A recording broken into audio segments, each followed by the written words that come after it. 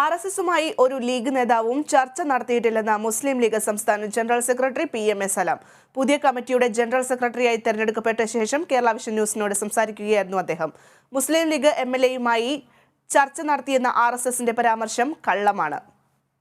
RSSനെ കുറിച്ചുള്ള മുൻ നിലപാടിൽ ലീഗിൽ മാറ്റമില്ല. വീണ്ടും സംസ്ഥാന ജനറൽ സെക്രട്ടറിയായി തെരഞ്ഞെടുക്കപ്പെടുമ്പോൾ അത് ഭാരിച്ച ഉത്തരവാദിത്തമാണെന്നും സലാം കേരള വിഷൻ ന്യൂസിനോട് പറഞ്ഞു.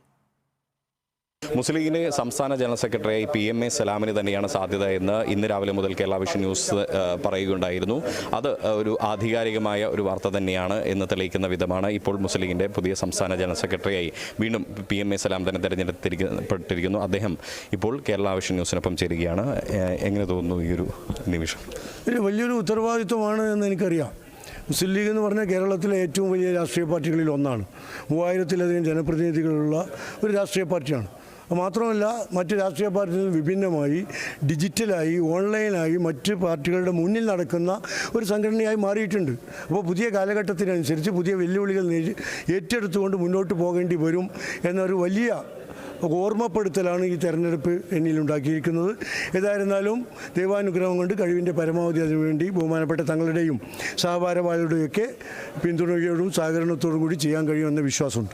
മുസ്ലിം ലീഗിന് മുൻപിൽ ഇനിയിപ്പോൾ വലിയ ദൗത്യമാണ് വരുന്നത്. പ്രത്യേകിച്ച് ലോക്സഭാ തെരഞ്ഞെടുപ്പ് വരുന്നു. ഇന്നിപ്പോൾ RSS പോലുള്ള പ്രസ്ഥാനങ്ങൾ മുസ്ലിം ലീഗിനെ പ്രശംസിക്കുന്ന രീതിയിലേക്ക് വരുന്നു. മാത്രമല്ല, മുസ്ലിം ലീഗിൻ്റെ ഒരു സിറ്റിംഗ് MLA RSSുമായി മലപ്പുറത്ത് വെച്ച് ചർച്ച നടത്തി എന്നൊരു ആരോപണം RSSന്റെ ഭാഗത്തു നിന്ന് തന്നെ അവർ ഉന്നയിക്കുന്നു. ഇതിന് ഉള്ള RSSനുള്ള മറുപടി എന്താണ്? ഞങ്ങളെ സംബന്ധിച്ചിടത്തോളം ആളുകൾ നല്ല കാര്യം, ഇപ്പോൾ മാർക്സിസ്റ്റ് പാർട്ടി നല്ല കാര്യം പറഞ്ഞു.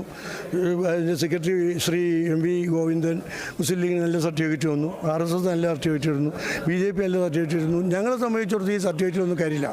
അവരെക്കുറിച്ചുള്ള ഞങ്ങളുടെ അഭിപ്രായവും ആശയവും മാറിയിട്ടില്ല. അവർ എന്താണോ എന്ന് ഞങ്ങൾ നേരത്തെ പറഞ്ഞു തന്നെയാണ് ഇപ്പോഴും ഞങ്ങളുടെ അഭിപ്രായം. ഞങ്ങളതിലൊന്നും മാറുന്നില്ല. നല്ല കാര്യങ്ങൾ പറഞ്ഞെങ്കിൽ അവർക്ക് മാറ്റം വരുന്നുണ്ടെങ്കിൽ നന്നായി. അതൊരു പ്രവർത്തനത്തിലും നിലപാടുകളിലൊക്കെ പ്രവർത്തിച്ച് കാണിച്ചു തരികയും കൂടി വേണം. പിന്നെ മുസ്ലിം ലീഗിൻ്റെ ഒരു പ്രതിനിധിയും ഒരു നേതാവും ഒരു MLAയോ ഒരു പ്രവർത്തകൻ പോലുമോ RSSുമായി ചർച്ച നടത്തുകയില്ല എന്നത് 100% ഉറപ്പാണ്. ഞാനത് ശക്തമായി നിഷേധിക്കുന്നു. അത് RSS നേതാക്കൾ കള്ളം പറയുകയാണ്. അത് അങ്ങനെ പറഞ്ഞിട്ടുണ്ടെങ്കിൽ അത് ശരിയല്ല.